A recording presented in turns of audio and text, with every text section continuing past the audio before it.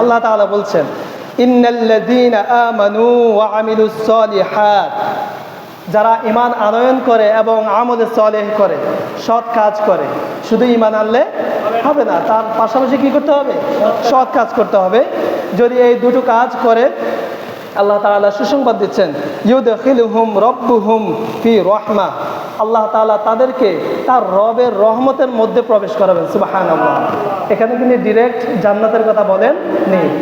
রহম কোথায়? জান্নাতেই তো রহমত। সেই রহমতের চাদরে আবৃত করবেন আল্লাহ তার বান্দাদেরকে, যখন তারা ঈমান আনয়ন করবে এবং সৎকর্ম করবে। তারপর হচ্ছে যালিকা হুয়াল ফাউজুল মুবিন, আর বলা হচ্ছে এটাই হচ্ছে যে মহা সফলতা, এটাই হচ্ছে স্পষ্ট একটা সফলতা। এর চাইতে অন্য কোনো সফলতা হতে পারে না। প্রিয় হাজিরিন, আমাদের পৃথিবীর জীবনের সফলতার কোনো শেষ নাই। আমি যেটা লক্ষ্য সামনে রেখে সফল হতে চাচ্ছি, অনেকে সেটা অলরেডি অর্জন করে আছে কি না? আমি ডাক্তার হতে চাচ্ছি, কিন্তু এর ভিতরে অনেকে ডাক্তার হয়ে বসে আছে, কিন্তু ওই ডাক্তারের কাছে একটু আলোচনা করেন তার জীবন সফল কিনা। এক একজনে এক এক দিক থেকে বলবেন, না আমার জীবন এক দিক থেকে সফল হলে আরেক দিক থেকে কি নয়, সফল নয়। তাহলে দুনিয়াতে চূড়ান্ত কোনো সফলতা নাই।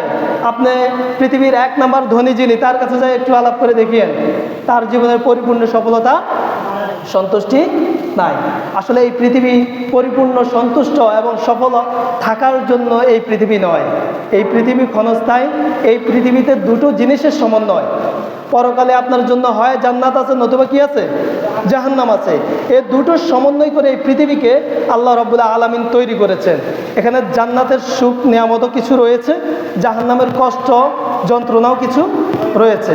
আল্লাহ রাসূলের একটি হাদিস রয়েছে যে, এই যে আজকে এখন গরম পড়ছে, তাই না? অনেক এই গরমের ব্যাপারে আল্লাহ রাসূল সাল্লাল্লাহু আলাইহি সাল্লাম বলছেন, এই যে অনেক গরমের তাপ মানুষের অনেক কষ্ট দেয়, তাই কি না?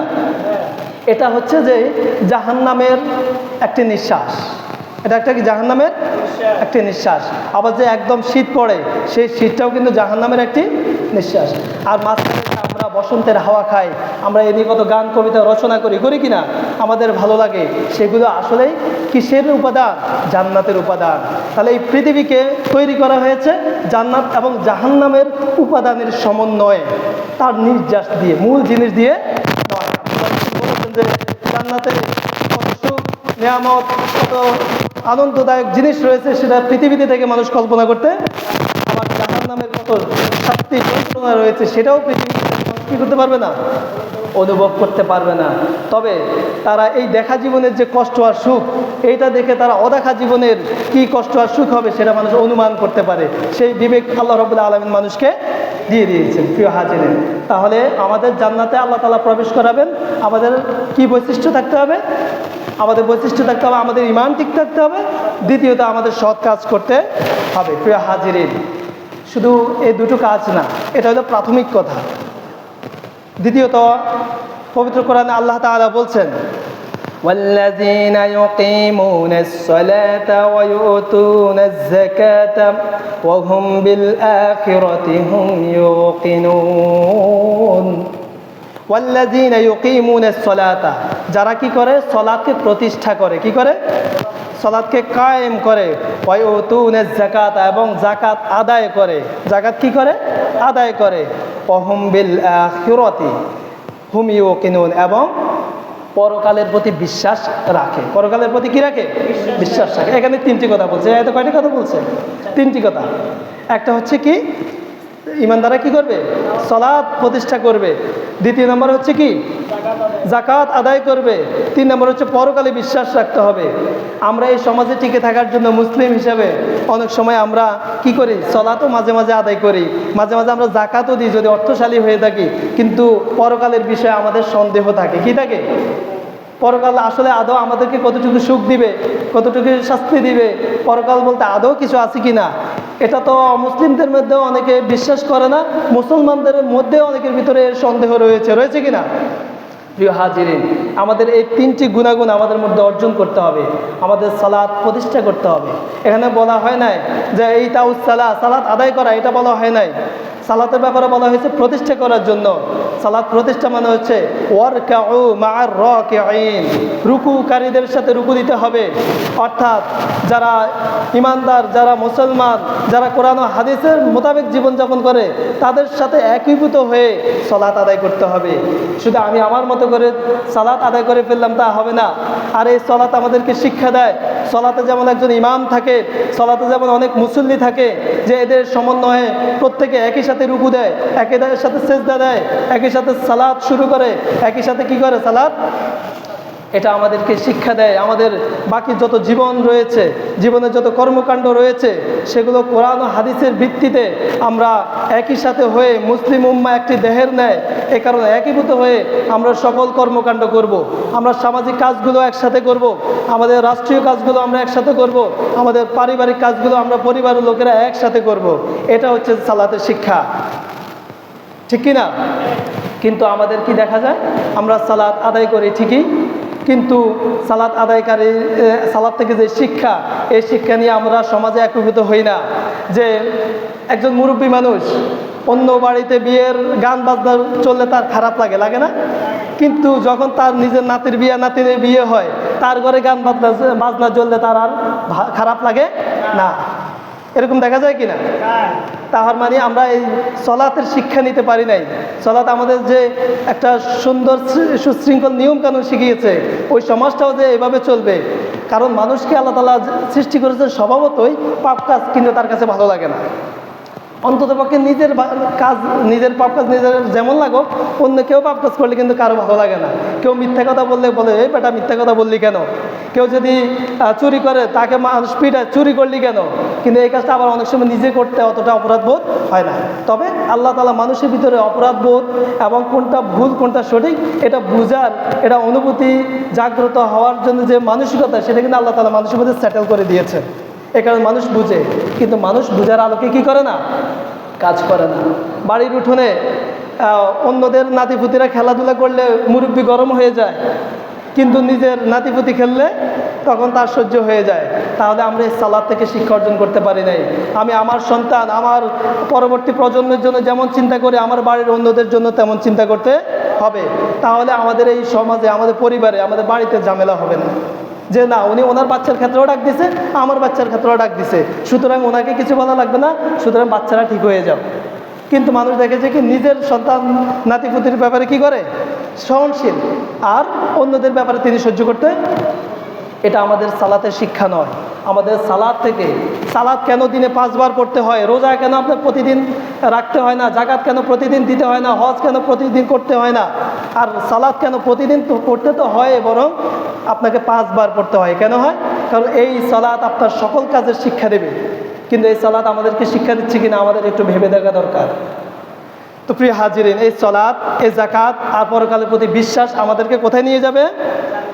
জান্নাতে নিয়ে যাবে। প্রিয় হাজিরিন, আরও আছে বৈশিষ্ট্য। আমাদেরকে আল্লাহ রাব্বুল আলামিন পবিত্র কোরআনে জানিয়েছেন, وَمَن يُطِعِ اللَّهَ وَرَسُولَهُ يُدْخِلْهُ جَنَّاتٍ تَجْرِي مِن تَحْتِهَا الْأَنْهَارُ خَالِدِينَ فِيهَا وَذَلِكَ الْفَوْزُ الْعَظِيمُ। আল্লাহ তাআলা বলছেন, وَمَن يُطِعِ اللَّهَ وَرَسُولَهُ, যে ব্যক্তি আল্লাহ এবং তার রাসূলের আনুগত্য করে, কি করে? আনুগত্য করে, ইউদখিলহু জান্নাতিন, তাকে জান্নাতে প্রবেশ করানো হবে, দাখিল করানো হবে, মিন তাহতিহাল আনহার, যেখানে নিচে থাকবে কি? ঝর্ণা দ্বারা প্রবাহিত নহর। খালিদিনা ফিহা, শুধু সেখানে ঢুকায় আবার বের করে নিয়ে আসবে না, সেখানে কি করা হবে?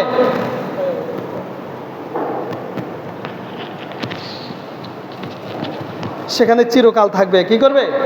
সেখানে চিরকাল থাকবে। খালিদিনা ফিহা, এই চিরকালের কি কোনো শেষ আছে? এই চিরকালের কোনো শেষ নাই। ওয়াযালিকাল ফাওজুল আযীম, এবং এটাই হচ্ছে তাই চিরন্তন এবং সবচেয়ে বড় সফলতা। সুবহানাল্লাহ। প্রিয় হাজিরিন, তাহলে আমাদেরকে কি করতে হবে? জান্নাতে প্রবেশ করতে হলে আমাদেরকে রাসূলের আনুগত্য করতে হবে, আল্লাহ তাআলার আনুগত্য।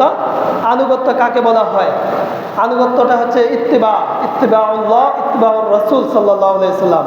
ইত্তিবা হচ্ছে এমন যে আগে হাঁটা যাবে না, আবার বেশি দূরেও থাকা যাবে না, একদম কাছাকাছি। মানে মানুষ কদম চলে, চলে না? যদি আপনি কাদামাটিতে চলেন আপনার পদচিহ্ন দেখা যায়, যায় কি না? আপনি একটা পদচিহ্ন উঠালেন, ওখানে আরেকটা পদচিহ্ন আছে না? ঠিক সেইভাবে আপনার পাটা রাখবেন। আবার তিনি আরেকটা পা উঠাবেন, তারপর আপনি আরেকটা পা ওই ওই ছাপের মধ্যে রাখবেন। এটার নাম হচ্ছে ইত্তেবা। কথাটা কি বোঝা যাচ্ছে? ইত্তেবা কাকে বলে? মানে এই দিক সেই দিক হওয়ার কোনো সুযোগ নাই, মাপ মতো পা দিতে হবে, তবে আগেও দেওয়া যাবে না আর এখানে গ্যাপও রাখা যাবে না। পা অর্থাৎ রাসূল সাল্লাল্লাহু আলাইহি ওয়াসাল্লাম এবং আল্লাহ তাআলা যে আমাদের বিধান দিয়েছেন, বিধানে যেমনি বলেছেন আমাদেরকে তেমনি করতে হবে। আমরা সালাতে যেমন 2 রাকাত নামাজে 3 রাকাত পড়ি না, 1 রাকাতে একটা রুকু জায়গায় 2টা রুকু করি না, একটা সেজদায় 2টা রুকু, একটা রাকাতে 2টা সেজদা জায়গায় আমরা কি 3টে সেজদা করি? সেজদা তো অনেক ভালো কাজ, যে আল্লাহ তাআলার সবচেয়ে নিকটবর্তী হওয়া যায়, যায় কি না? তো আল্লাহ রাসূল 2টা সেজদা করতেন, আমরা 3টা সেজদা করি, ভালো না? কিন্তু এই ভালো ভালো নয়, এই ভালো কি নয়? এ কারণে আমাদেরকে কমানো যাবে না, বাড়ানো যাবে না, আমাদেরকে যথাযথ রাসূল এবং আল্লাহ তাআলার আনুগত্য করতে হবে। তবে আমাদেরকে কোথায় প্রবেশ করানো হবে? জান্নাতে প্রবেশ করানো হবে। প্রিয় হাজিরিন, এই জান্নাতে প্রবেশের আরও অনেক কোরআনে আয়াত খুঁজে পাওয়া যাবে, কারণ পরকালীন মুখী কোরআনের প্রায় 1/3 হচ্ছে পরকাল নিয়ে আলোচনা। আপনি যদি 30 পারা বলেন, 10 পারায় আছে কিসের উপর আলোচনা? পরকালের উপরে, জান্নাত জাহান্নাম নিয়ে। এই কোরআন আলোচনা শুরু করলে তো আর দিন শেষ হবে, রাত শুরু হবে, আবার আরেকদিন শুরু হবে, কিন্তু আলোচনা শেষ হবে। আপনাদের চুম্বক কয়টা কথা বললাম, আমাদেরকে কি করতে হবে? আমাদেরকে যে বৈশিষ্ট্যগুলো বললাম এই বৈশিষ্ট্যগুলো অর্জন করতে হবে। এক্ষেত্রে আল্লাহ রাসূল সাল্লাল্লাহু আলাইহি সাল্লাম আমাদেরকে কি বলছেন আমরা দেখি। তিরমিজিতে আল্লাহ রাসূল বলছেন, আকসারু মা ইউদখিলুন নাসাল জান্নাতা তাকওয়াল্লাহ ওয়া হুসনুল খালক। আকসারু মা ইউদখিলুন নাসাল জান্নাতা, অধিকাংশ মানুষকে জান্নাতে প্রবেশ করানোর প্রধান কারণ হবে তাকওয়াল্লাহ, আল্লাহকে ভয় করবে, ওয়া হুসনুল খালক, এবং কি করবে? সুন্দর আচরণ তার থাকবে।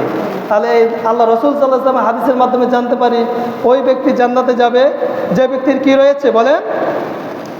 যে ব্যক্তি আল্লাহকে ভয় করে, কি করে? আল্লাহকে ভয় করে, আর হচ্ছে যে সে তার আচরণটা ভালো। কি আল্লাহ রাসূল সাল্লাল্লাহু আলাইহি ওয়াসাল্লামের কাছে সাহাবীরা 2 জন নারীর বিষয়ে বর্ণনা করেছেন।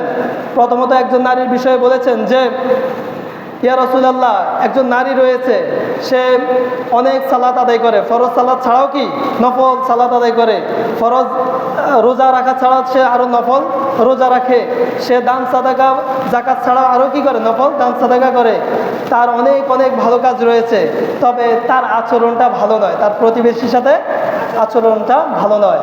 আল্লাহ রাসূল সাল্লাল্লাহু আলাইহি ওয়াসাল্লাম বলেছেন যে এই নারী জাহান্নামী, নাউজুবিল্লাহ। এই নারী কি? তার মানে অনেক ইবাদত করার পরেও, অনেক দান সাদাকা সিয়াম পালন করার পরেও, এত মর্যাদাপূর্ণ ইবাদত করার পরেও সে যাবে কোথায়? জাহান্নামে। শুধু কি কারণে? তার আচরণ চরিত্র ভালো না থাকার কারণে। আরেকজন নারীর কথা রাসূল সাল্লাল্লাহু আলাইহি ওয়াসাল্লামের কাছে বর্ণনা দেওয়া হয়েছে, বলেন, ইয়া রাসূলুল্লাহ, একজন নারী ফরজ রোজা রাখে, ফরজ সালাত আদায় করে, ফরজ যাকাত দেয়, কিন্তু তার অতিরিক্ত সে তেমন একটা ইবাদত করে না, তবে তার প্রতিবেশীর সাথে তার আচরণ, তার চরিত্র অনেক ভালো। আল্লাহ রাসূল সাল্লাল্লাহু আলাইহি ওয়াসাল্লাম বলছেন যে সে জান্নাতি। সুবহানাল্লাহ, সে জান্নাতে প্রবেশ করবে। তাহলে আমাদের এই হাদিসের গুরুত্ব হচ্ছে যে আল্লাহকে ভয় করবে, আর যে আচরণ ভালো হবে, সুন্দর হবে, সে ব্যক্তি কোথায় যাবে? জান্নাতে যাবে। প্রিয় হাজিরিন, আল্লাহ রাসূল আরও বলছেন জান্নাতে যাওয়ার ক্ষেত্রে, মান কাতালা ফি সাবিলিল্লাহি ফাওয়াজাবাত লাহুল জান্নাহ, যে কতালা কেতাল করে, জিহাদ করে, এটা কেতাল মানে হচ্ছে যে যুদ্ধের ময়দানের কথাও ইঙ্গিত করা হয় কেতাল। যদিও কেতাল শব্দ অর্থ হত্যা, কারণ যুদ্ধের ক্ষেত্রে হত্যা হতেও পারে, আবার নাও হতে পারে, হত্যা আবশ্যক নয়। তবে জিহাদ মানে রণাঙ্গনে নেমে যাওয়া, এটার নাম হচ্ছে কেতাল। আর জিহাদ মানে হচ্ছে যে আমরা স্বাভাবিক যে সকল দিন প্রতিষ্ঠার চেষ্টা করি, আমরা প্রচেষ্টা করি, এটাকে কি বলা হয়? জিহাদ বলা হয়। এই দুটোর মধ্যে পার্থক্য হলো এটি, মান কাতালা ফি সাবিলিল্লাহ, যে আল্লাহর পথে কি করে? রণাঙ্গনে জিহাদ করে। আপনার শুধু নামাজ পড়া জিহাদ, অন্তরের জিহাদ, নফসের জিহাদ নয়, বরং রণাঙ্গনে গিয়ে সে কী করে? দিন প্রতিষ্ঠানের জন্য জিহাদ করে। এবং তার জন্য কি রয়েছে? পাওয়া যাবাত আবশ্যক রয়েছে, লাহুল জান্নাত, তার জন্য জান্নাত অবধারিত। সুবহানাল্লাহ। এই কারণে আমাদের জান্নাত অবধারিত করতে হলে আমাদের বাস্তব জীবনের প্রতিদিনকার সংগ্রাম, জিহাদ, দিন প্রতিষ্ঠার কাজ করার পাশাপাশি যদি আমাদের রণাঙ্গনেও ইসলাম প্রতিষ্ঠার জন্য, রক্ত দেওয়ার জন্য আমাদেরকে ঝাঁপিয়ে পড়তে হয়, সেখানে কিন্তু আমাদের পিছপা হওয়া যাবে না। যে ব্যক্তি রণাঙ্গন থেকে পিছিয়ে পড়ে সে ব্যক্তি কিন্তু জান্নাতে যেতে পারবে না, এটা আমরা জানি কি না? আল্লাহ রাসূল সাল্লাল্লাহু আলাইহি সাল্লামের রণাঙ্গন থেকে ফিরে আসা তো দূরের কথা, 3 জন সাহাবী শুধু যাইতে গড়িমসি করছে। তাদের ব্যাপারে অনেক ধরনের জারি রুলস আরোপ করা হয়েছিল, জানেন কিনা আপনারা? যাই হোক, ওই আলোচনা করতে গেলে অনেক বিশাল বিষয়, ওইদিকে যাচ্ছি না। তাহলে আমাদেরকে কি করতে হবে? জিহাদ করতে হবে। প্রিয় হাজিরিন, আমরা অধিকাংশ যারা প্র্যাকটিস মুসলিম, অর্থাৎ ইবাদত গুজার করি, আল্লাহকে স্মরণ করি, আল্লাহকে ভয় করি, মানুষের সাথে ভালো আচরণ করি, তবে এই জায়গায় এসে একটু আমরা ভয় পাই। এই কিতাল ফি সাবিলিল্লাহ, জিহাদ ফি সাবিলিল্লাহর ক্ষেত্রে আসলে আমাদের সকলের সমানভাবে সাহস কাজ করে না, আমাদেরকে পিছু টান দেয় আমাদের পরিবার, সন্তান, সন্ততি, অনেক কিছু। প্রিয় হাজিরিন, আপনাকে যদি আমি একটা দৃষ্টান্ত দিই, গত 10 বছরে, গত 20 বছরেও ইসলামের জন্য বাংলাদেশে কতজন মানুষ মারা গেছে? আর যদি বলেন যে শুধু সড়ক অ্যাক্সিডেন্টে, দুর্ঘটনায় কতজন মানুষ মারা গেছে, কোনটা বেশি হবে বলেন তো? সড়ক দুর্ঘটনায় মানুষ বেশি মারা গেছে, জানে? 10-20 বছর বাদ দেন, প্রতি বছরে 3000-4000 মানুষের সড়কের মৃত্যুর কথা শোনা যায়, শুধু পত্রিকায় আসে। পত্রিকায় আসা ছাড়া বাকি তো আরও রয়েছে, আছে কি না? কিন্তু বছরে কি এত হাজার মানুষ কি কোনো অপশক্তি, কোনো জুলুমবাজি কি ইসলাম লালন করা, দিন প্রতিষ্ঠার কাজ করা ব্যক্তিদেরকে মেরে ফেলে? না, ওই সংখ্যাটা কিন্তু খুবই সীমিত। কিন্তু কেউ রাস্তায় ওঠার ক্ষেত্রে আমাদেরকে ভয় দেখায় না। কেউ কি বলে যে রাস্তায় উঠিস না, রাস্তায় উঠলে যে কোনো সময় তোকে অ্যাক্সিডেন্ট হয়ে মারা যেতে পারিস, এটা কি বলা হয় সাধারণত? না, বরং আমরা সবাই রাস্তায় উঠি। কোনো একটা প্রোগ্রামে ওরে না নিলে ওর মন খারাপ হয়ে যায়, বিয়ের অনুষ্ঠানে না নিলে কি দাওয়াত দেয় না, তার মন খারাপ হয়ে যায়। কিন্তু এই বিয়ের দাওয়াতে যাতে অ্যাক্সিডেন্ট হয়ে মরে যেতে পারেন, আপনি ঘরে না বসে থাকবেন, সেটা তো আমরা করি। কিন্তু দিন কায়েমের ক্ষেত্রে যে আমার যদি জেল হয়ে যায়, আমার যদি আমার প্রতি কোনো জনের নির্যাতন আসে, যদি আমার মৃত্যু হয়ে যায়, নিজের কথা চিন্তা করি না, কিন্তু আমার পরিবারে কি হবে? আসলে এটা বাস্তব কোনো চিন্তা নয়, এটা তথাকথিত শয়তানের ধরিয়ে দেওয়া, শয়তানের মাইন্ডে সেট আপ করে দেওয়া একটা অস্ত্র। মানুষের এই দিনের কাছ থেকে, দিন প্রতিষ্ঠার কাছ থেকে শয়তান মানুষকে বিরত রাখার এই একটা অস্ত্র হলো কি, যে তোমাকে মেরে ফেলতে পারে, মারলে তোমার সন্তানের কি হবে, তোমার ফুটফুটে ছেলে মেয়ের কি হবে, তোমার পরিবারে কি হবে, কে দেখবে তোমার অবস্থান? প্রিয় হাজিরিন, আমরা বিভিন্ন রোগে, বিভিন্ন বয়সে মানুষ মারা যায়, তাই না? নিজের সন্তান রেখে মারা যায় কিনা? তখন আমার এই পরিবার কে দেখে? মানুষকে পৃথিবীতে একে অপরের পরিপূরক করে পাঠিয়েছে বরং, কিন্তু কাউকে কারো উপর নির্ভর করে পাঠায় নাই। ডাক্তারকে উকিলের প্রয়োজন, উকিলকে ডাক্তারের প্রয়োজন আছে ঠিকই, কিন্তু একে অপরের উপরে পরিপূর্ণ ডিপেন্ডেন্ট। যে দেশে ডাক্তার নেই সে দেশেও মানুষ বেঁচে থাকে, যে দেশে উকিল নেই সেই দেশেও মানুষ কি থাকে? উকিল থাকে। সুতরাং মানুষ মানুষের উপরে ডিপেন্ড করে দেয় নাই, মানুষকে ডিপেন্ড করে দিয়েছে কার উপরে? আল্লাহ তাআলার উপরে। কিন্তু আমরা মানুষ মানুষের উপর নিজে মনে করি আমার পরিবারের একমাত্র অবলম্বন আমি। নাউজুবিল্লাহ, এটা কিন্তু আল্লাহর সাথে গোপন শিরকের মতো, শিরকে আসগর, ছোট শিরক, যে আল্লাহ তাআলার গুণাবলীটা আমি নিয়ে নিলাম। আল্লাহ তাআলার সাথে গুণাবলী নিজের ভিতরে চিন্তা করাটাই তো শিরক, তাই না? অংশীদার স্থাপন, যে আমি ছাড়া আমার পরিবারকে কে দেখবে? কেন আল্লাহ কি নাই? সে মনে করে যে না, আল্লাহ নাই, মনে হয় আমার পরিবারকে আমাকেই দেখতে হবে। এটা এরকম মনে করেন অসচেতনভাবে আমরা কিন্তু এটাই চিন্তা করি। এটা কিন্তু গোপন শিরক, ছোট শিরক। যদি এটা বড় শিরক, প্রিয় হাজিরিন, এরকম ছোট ছোট শিরক থেকে কিন্তু আমাদের বেঁচে থাকতে হবে। আমাদের শয়তান যায় উদাহরণ আমাদের সামনে ধরে, এই শয়তানের উদাহরণ আমরা নেব না। জ্ঞানীরা কোরআন হাদিসের আলোকে যে কথা বলে আমরা সেই কথা নেব। এই সমাজে কয়জন দিন প্রতিষ্ঠার জন্য নিজের প্রাণ দিয়েছে, কিন্তু গাড়ি অ্যাক্সিডেন্টে, এমনিতে রোগে, বিভিন্ন কাজ করতে গিয়ে অ্যাক্সিডেন্ট হয়ে মারা যায়, তার সংখ্যা বেশি নয় কি?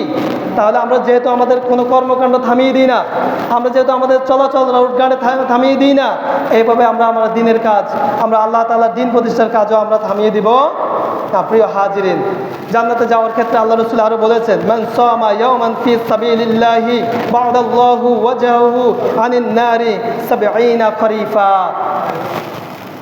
মান সামা ইয়াওমা ফি সাবিলিল্লাহ, যে আল্লাহ তাআলার পথে আল্লাহ তাআলার জন্য একদিন রোজা রাখে, বা'দাল্লাহু ওয়াজহু আনিন নার, তার চেহারাকে, তার অজুন, তার শরীরকে জাহান্নামের আগুন থেকে দূরত্ব বাড়িয়ে দেন ৭০ খরিফা, ৭০ বছরে। কত বছরে? হাজিরে। এ কারণে আমাদের রোজার ক্ষেত্রে আমাদেরকে কি করতে হবে? সচেতন হতে হবে। মুসলিম উম্মার জন্য রোজা কতটাই গুরুত্বপূর্ণ। এক মাস যায় কিসের উপরে? রোজার উপরে চলে যায়। আর এই রোজা কেন? এ রোজা আমরা একটু যদি চিন্তা করি যে রোজার উপকারিতা কী। রোজার আপনি তো আল্লাহ তাআলার ইবাদতের মশগুল হচ্ছেন, অংশীদার হচ্ছেন। আল্লাহ তাআলা রোজার প্রতিদান আপনাকে নিজেই দিবেন। অনেক গুণাবলী থাকার পরেও রোজার মাস একটু চিন্তা করলে দেখবেন যে সামাজিক একটা পরিবর্তন চলে আসে, পরিবেশগত একটা কী চলে আসে, পরিবর্তন চলে আসে। সবাই সবার প্রতি কী হয়ে যায়? সহনশীল হয়ে যায়। অন্যের কীভাবে উপকার করা যায়। অন্য সময় গালি দেওয়া মানুষটাও বলে যে আমার মুখে রোজা আছে, নাহলে তোরে গালি দিতাম। তার মানে রোজার কী প্রভাব রয়েছে, তার গালি বন্ধ করে দিয়েছে, তাই না? প্রিয় হাজিরিন, এখানে রমজানের রোজাকে আমরা তো অবশ্যই গুরুত্ব দিব। পাশাপাশি আমরা যেভাবে থাকি ওখান থেকে কখনো রুখসাত পাইলে আমরা বৃহস্পতিবারের রোজা, সোমবারের রোজা, বিভিন্ন অকেশনের বিভিন্ন নফল রোজা আছে, সেক্ষেত্রে আমরা সকল নফল রোজাতে থাকতে হবে তা কিন্তু নয়। যেইটুকু আপনার সম্ভব হয়, আপনার মাসে একটা থাকেন, বছরে 2-4টা থাকেন, তাও কিন্তু কি যারা না থাকে তাদের চেয়ে উত্তম নয় কি? প্রিয় হাজির, আমরা রোজা রাখবো। রোজা আমাদেরকে জাহান্নামের আগুন থেকে অনেক দূরে নিয়ে যাবে। এই রোজা আমাদের জন্য কি করবে? সুপারিশ করবে যে আমার সেই দুনিয়াতেই কষ্ট করেছে না খেয়ে, আজকে এখানে যদি তাকে নাজ নিয়ামত না দেওয়া হয় তাহলে তো তার এই দুনিয়াতে এই পরকালেও কি কষ্ট। এইভাবে কি করা হবে? সুপারিশ করা হবে। প্রিয় হাজিরিন, এই শুনলাম আমরা আমাদের জান্নাতে যাইতে হলে যে সকল কাজগুলো করলে আমরা পরে জান্নাতে যাব, জান্নাতে যাওয়ার গুণাবলী, জান্নাতে যাওয়ার বৈশিষ্ট্য, এগুলো আমরা অর্জন করবো ইনশাআল্লাহ। প্রিয় হাজিরিন, তবে মানুষের জীবন দুটি সমন্বয়, জান্নাত এবং জাহান্নামের সমন্বয়। একটা হচ্ছে আশা, জান্নাতের আশা, আর হলো জাহান্নামের ভয়। এই দুটোর মধ্যে রয়েছে আপনার জান্নাতের বাসস্থান। যদি আপনি শুধু আশা করে থাকেন জান্নাতে চলে যাবেন, আপনি কিন্তু আসলে জান্নাতে যাওয়ার পথে আপনি নাও হাঁটতে পারেন যদি আপনার ওই জাহান্নামের ভয়টা কি না থাকে। এখানে জাহান্নামের ভয় গুরুত্বপূর্ণ, তবে জান্নাতে যাওয়ার আশার চাইতে জাহান্নামের ভয়টা বেশি করতে হবে। প্রিয় হাজিরিন, ইবাদতকারীর মর্যাদার চাইতেও পাপ কাজ থেকে বিরত থাকা ব্যক্তির মর্যাদা বেশি। সবচেয়ে বুজুর্গ ব্যক্তিকে আমরা জানি, আমাদের চারপাশে যে বেশি তাসবিহ তাহলিল করে, ইবাদত করে, দান সাদাকা করে, আমরা কিন্তু তাকে বেশি বুজুর্গ বলি, তাই না? কিন্তু না, সে অবশ্যই বুজুর্গ, কিন্তু সে বড় বুজুর্গ নয়। যে মানুষের চোখের আড়ালেও পাপ কাজ করে না, পাপ কাজ করার ক্ষেত্রে আল্লাহকে ভয় করে, পাপ থেকে নিজেকে রক্ষা করে, সেই ব্যক্তি সবচেয়ে বড় বুজুর্গ। আর তাকওয়া অর্থ এড়িয়ে চলা। তাহলে এড়িয়ে চলা মানে কি? ভালো কাজ থেকে এড়িয়ে চলা না। তাকওয়া শব্দটাই আমাদেরকে শিখে দেয় তাকওয়া ছাড়া আপনি জান্নাতে যেতে পারবেন না, এরকম আল্লাহ রাসূলের হাদিস আছে কি না? তাহলে তাকওয়া মানে কি? তাকওয়া অর্থ এড়িয়ে চলা। তাহলে কি ভালো কাজ থেকে এড়িয়ে চলা না, পাপ কাজ থেকে এড়িয়ে চলা। নিজেকে পাপ কাজ থেকে বিরত রাখলেই পরে কোথায় যাওয়া যাবে? জান্নাতে যাওয়া যাবে। জাহান্নাম থেকে কি মুক্তি পাওয়া যাবে। প্রিয় হাজিরিন, জাহান্নামে কেন যেতে হবে আমাদেরকে, এই ব্যাপারে অনেক বর্ণনা রয়েছে। তবে আল্লাহ তাআলা চমৎকার একটি দৃষ্টান্ত সূরা আল মুদ্দাসিরে কয়েকটি কথার ভিতরে ঢুকিয়ে দিয়েছেন। সাহাবীরা জাহান্নামবাসীদেরকে জিজ্ঞাসা করবে, তারা উত্তর দিবে, এখনই শুনতে পাবেন যে কি কি কারণে তারা কোথায় যাবে? জাহান্নামে। আল্লাহ তাআলা কতভাবে উদাহরণ দিয়ে, দৃষ্টান্ত দিয়ে তার এই বান্দাদেরকে বুঝাচ্ছে যে এই কাজগুলো করো না, তুমি জান্নাতে যেতে হলে এই কাজ থেকে বিরত রাখো। সুবহানাল্লাহ।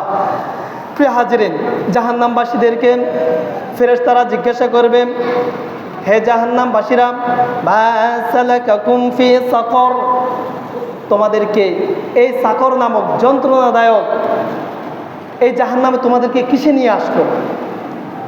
তখন এই জাহান্নামীরা কি উত্তর দিচ্ছে শুনেন।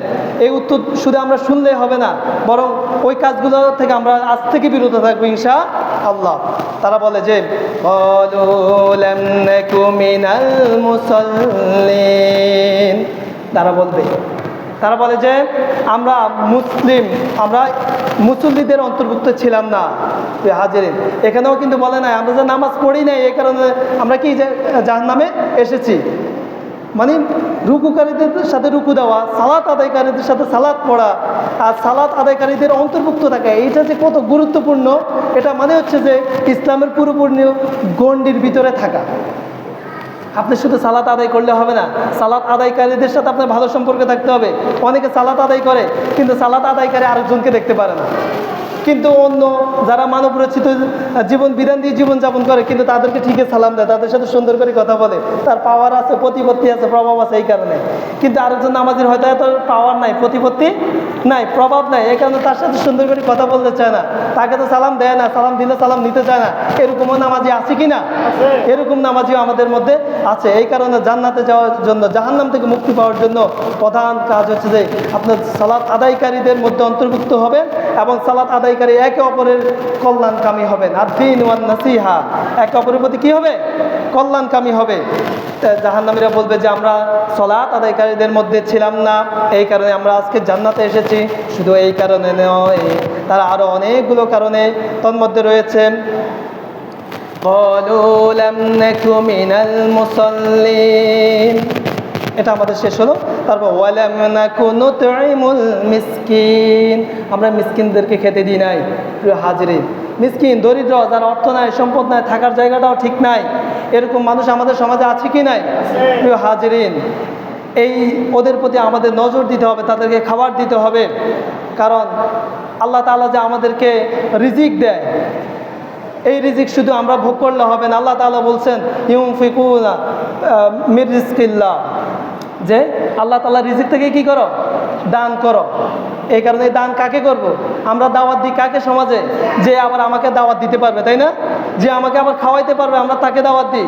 কিন্তু এই সমাজে যে খেতে পায় না, যে খাবারের কষ্ট করে, সন্তানের খাবার জোগাড় করতে পারে না, ওদেরকে কিন্তু আমরা ওইভাবে দাওয়াত দিতে চাই না।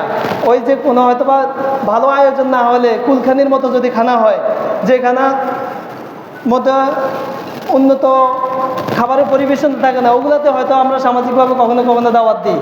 কিন্তু আমাদের বিয়ের দাওয়াতে, আকিকার দাওয়াতে, সুন্দর সুন্দর অনুষ্ঠানগুলোতে যেখানে ডিফারেন্ট টাইপস অফ মেনু আমরা পরিবেশন করি, সেগুলোতে কিন্তু আমরা চিন্তা করি কাকে দেওয়া যায়, যে আমার জন্য গিফট নিয়ে আসবে আর যে আবার আমাকে দাওয়াত দিতে সক্ষম হবে, এরকম মানুষদেরকে আমরা দাওয়াত দিই।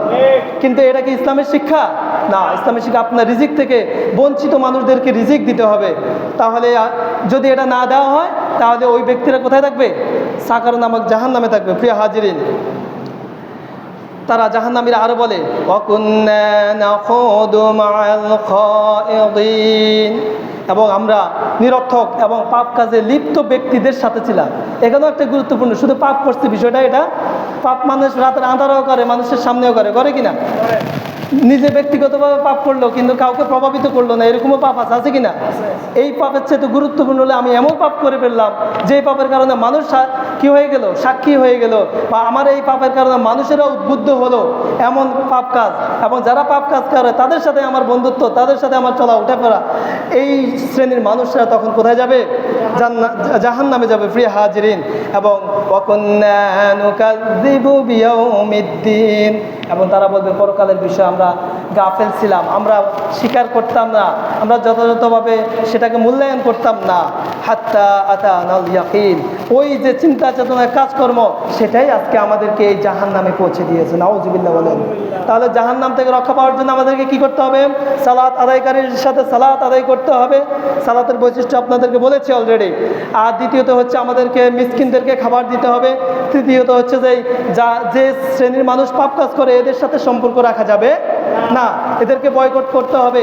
যারা বিদআতে লিপ্ত আছে, যারা যাকাত দেয় না, যারা বিভিন্ন ধরনের অপকর্মে লিপ্ত রয়েছে, ইসলাম বিদ্বেষী কাজে লিপ্ত রয়েছে, সুদের সাথে জড়িত, ঘুষের সাথে জড়িত, বরং এদেরকে আমরা সমাজে এক ঘরে করে দিব।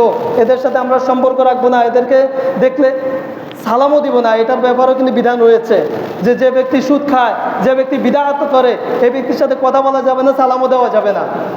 এটা উদ্দেশ্য কি? তাকে শাস্তি দেওয়া, যাতে করে সে এই সমাজে বাস করার জন্য ফিরে আসে, যাতে করে আমরা তাকে আবার তার উপর শান্তি বর্ষণে দোয়া করতে পারি। এই জন্য এই কঠোরতা, এমনিতে অন্য কিছু নয়। প্রিয় হাজিরিন, জাহান্নামে যাওয়ার আরও বিষয় রয়েছে।